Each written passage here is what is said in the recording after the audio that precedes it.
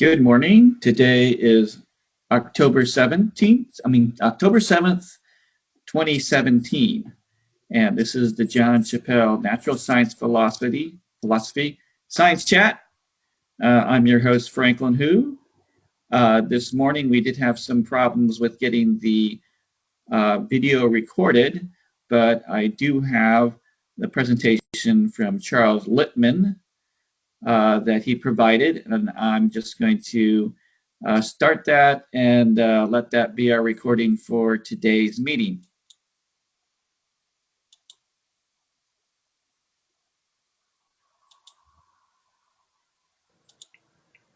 Countdown. 4, 3, 2, 1. The first this 1 minute statement. This DVD is not high quality, but should suffice to make my important points. I'll take care of moving the pointer and scrolling the pages, but you may have to adjust the sound volume of your DVD player or computer sound volume, and maybe reducing the size of your screen a lot so that the main lines show up dark and focused, and maybe drag your timer or back to the 0-second start position. Some of the major sections of my spirit patterns also appear on old tablets in Japanese Shinto shrines and Buddhist temples. My page 2 equivalent and some additional details appear in an old prominent publication, Journal of Chemical Information and Computer Science, volume 35, 1995. Pardon any of my verbal slips and occasional 10-second pauses.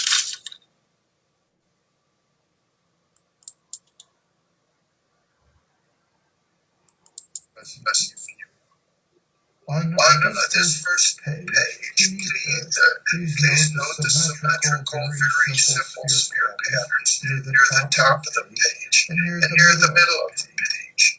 There is a small centered sphere in each sketch, and 3 or 4 medium-sized spheres shown around that, and one big sphere around the 3 or 4 medium-sized spheres.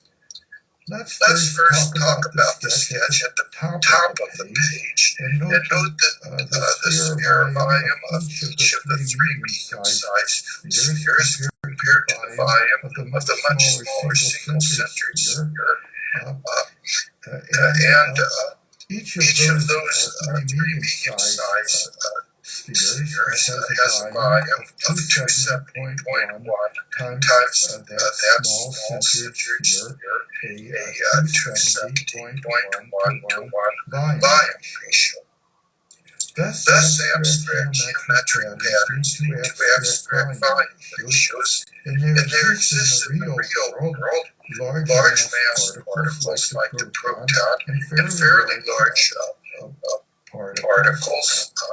particle masses like the average pion particle, and much smaller mass particles like the electron. And to our surprise, for example, the mass ratio of the average pion particle to the small mass electron particle is also a 270.1 to 1 ratio. So among various prominent real particles in this world, there often occurs like just shown, real mass ratios that nearly equal the volume ratios in abstract geometric patterns. That's the major theme of this talk. And one large sphere around 3 medium-sized spheres compared to the small-centered sphere, that is the largest sphere to the smallest sphere, is a 27.2 to 1 volume ratio. We'll say more about that later, and other ratios also. But let's now talk about the sketch near the middle of the page, where a fairly large sphere surrounds and touches four medium-sized spheres, and those four surround and touch a small centered sphere. The volume of that fairly large outer sphere, compared to the small centered sphere, is a volume ratio of 970.0021. And perhaps to our surprise again, that abstract volume ratio, 970.0021, almost exactly matches the mass ratio of two very important prominent particles in the world. The average kaon particle mass to the small electron mass, a ratio of 970.021 also. Now in the sketch near the top of the page, we use a simple triangular array to help lay out the pattern there. And near the middle of the page, we use a simple tetrahedral array to help lay out the pattern there. Both patterns, one creating the largest sphere to the smallest near the top of the page, and the one near the middle of the page that created the fairly large sphere to the smallest are such nice basic patterns we can hardly choose a favorite. So let's just average the two volumes together, the 227.02 to 1 ratio, and the 970 to 1 ratio, and draw a sphere near the bottom of the page equal to those patterns averaged together. That average volume ratio comes to 1836.0021 and is represented by the big sphere at the bottom of the page relative to the very small sphere shown just above it. And perhaps to our surprise, that abstract volume ratio almost exactly equals the mass of a proton particle compared to the mass of a much smaller electron, 1836.155 to 1 ratio. So by averaging together the volumes of perhaps the two most basic sphere patterns in geometry, we almost exactly match the mass ratio, 1836.15 to 1, of the two most prominent particles in the universe, the proton and the electron. And since the neutron particle is perhaps the third most prominent particle, and is only a few electrons more massive than its partner, the proton, we nearly match its mass ratio relative to the electron. Now we move on to page 2. Scrollers, please scroll down to the next frame. And page clickers, please click back to the index and click topic adjacent to page 2. I take care of that. Here we see different patterns from the ones viewed previously. In the sketch near the top of the page, the pattern is generated from three small loose packed spheres near the center of the pattern touching the other spheres. But in the lower sketch, the pattern is generated from three close packed small spheres, not loose packed, that are touching the others. Even though the patterns are differently constructed than on the previous page, they remarkably lead to the same big sphere sizes relative to each small sphere. The same largest to smallest ratio, 2702 to 1, arises in the upper sketch, and 970 to 1 in the lower sketch. So the average is again equal to the previous 36.00 to 1 ratio. Again, almost matching the proton to electron mass ratio. And that illustrates another major theme of the booklet. Suppose there are a few or quite a few different geometric sphere patterns that nevertheless create or almost duplicate the same volume ratio as others. That increases the chance of their existing in the real world prominent particles with mass ratios that match or nearly match those abstract geometric ratios. This talk is not long enough to cover all the prominent particle mass ratios nor the average of them, and all the nice pattern of volume ratios that they nearly match, and not long enough to even cover the whole booklet, nor does the booklet cover all the somewhat less prominent particles and patterns. Nor do my major points answer all askable questions. But let me make a few slightly technical comments, which non-specialists may just regard as optional.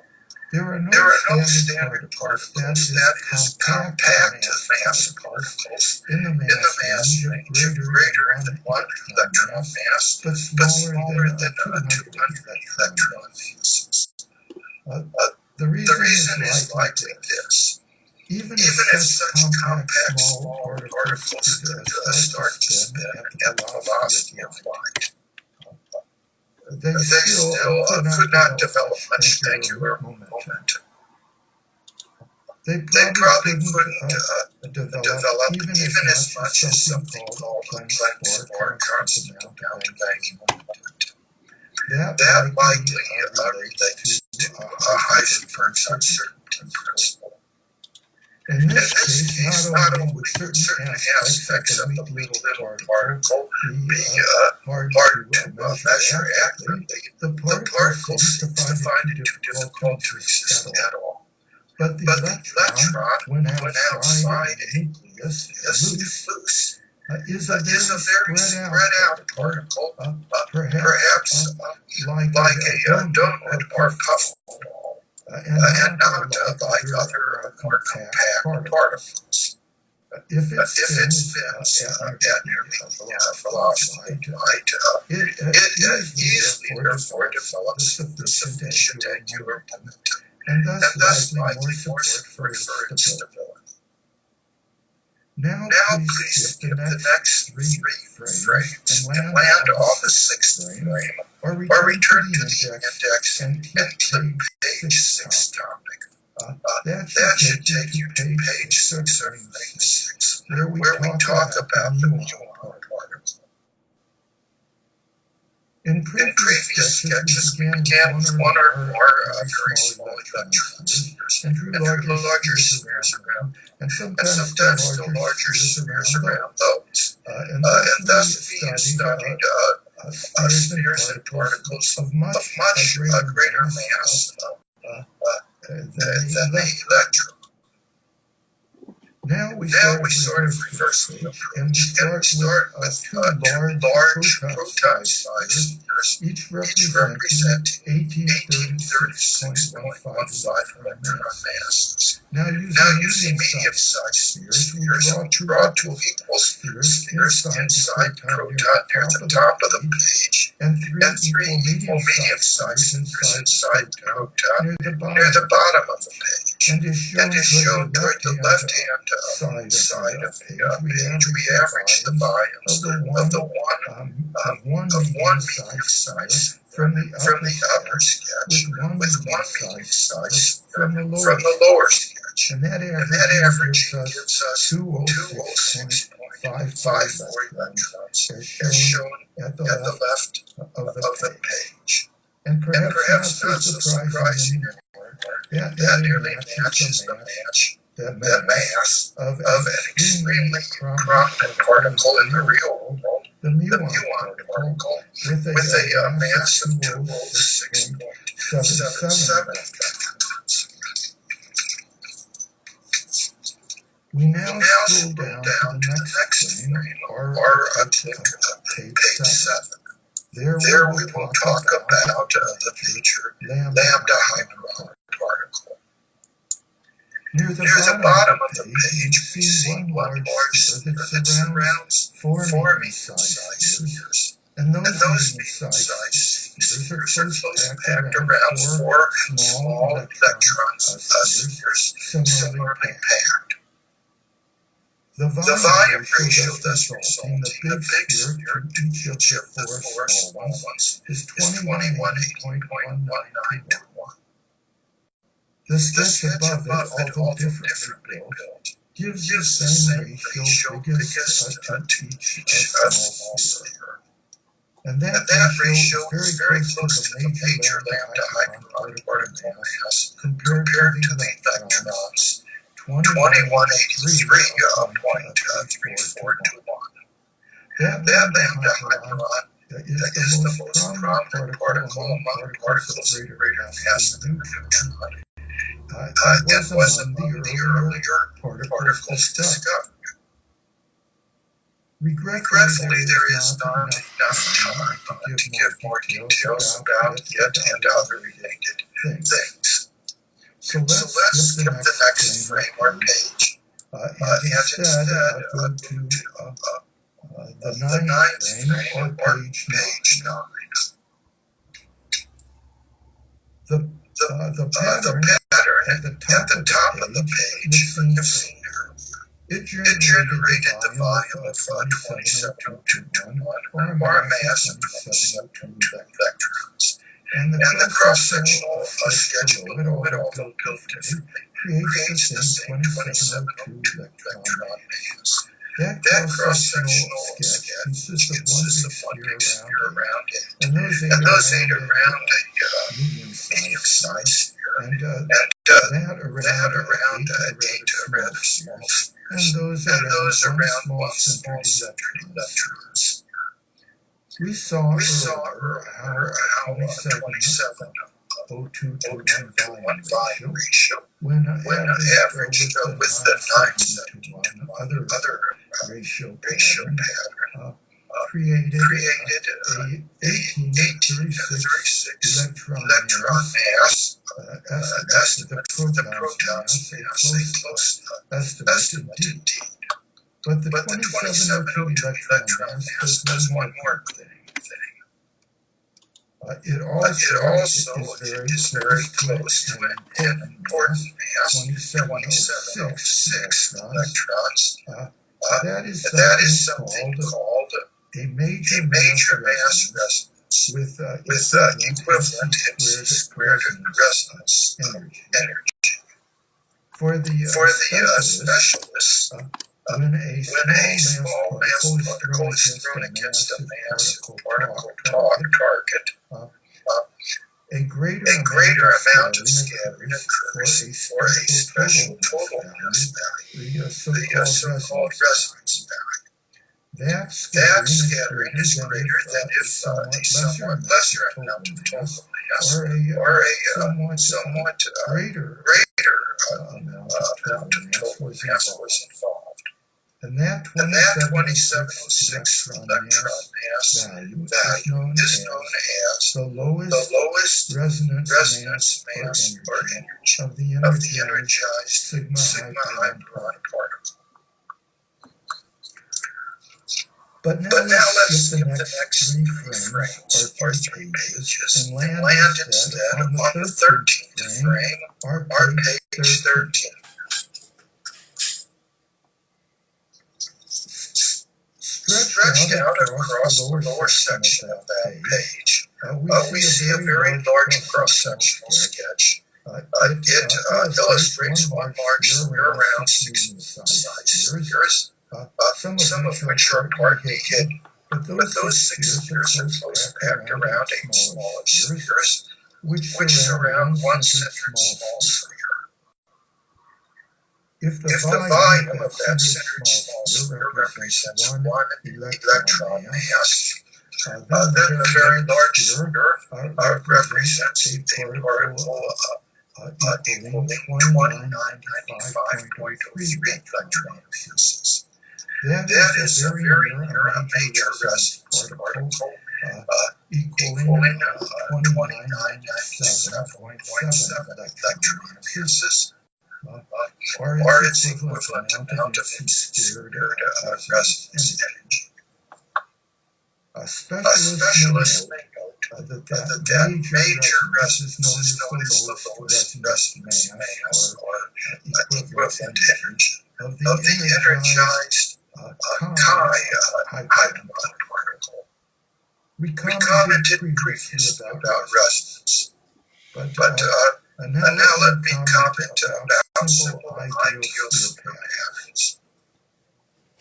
Among ideal platonic layouts, there are solids with 6 points and 8 faces, and 8 points and 6 faces. They are complementary, or duals, and the volume ratio of our one big sphere around one single-centered sphere would not change if the internal layer between them was 8 spheres around 6, instead of 6 around 8 spheres. In either case, the fitting and symmetry would also be perfect. Let's skip the next framework page and instead go to the 15th frame, or page 15. Here we see major patterns and sphere volume ratios formed by using the most advanced platonic layouts. The main sketch shows one big sphere around 12 medium-sized spheres, which are close packed around a bunch of 20 small spheres that are somewhat hidden, and therefore brought out and shown at the top of the page, the sketch at the top of the page.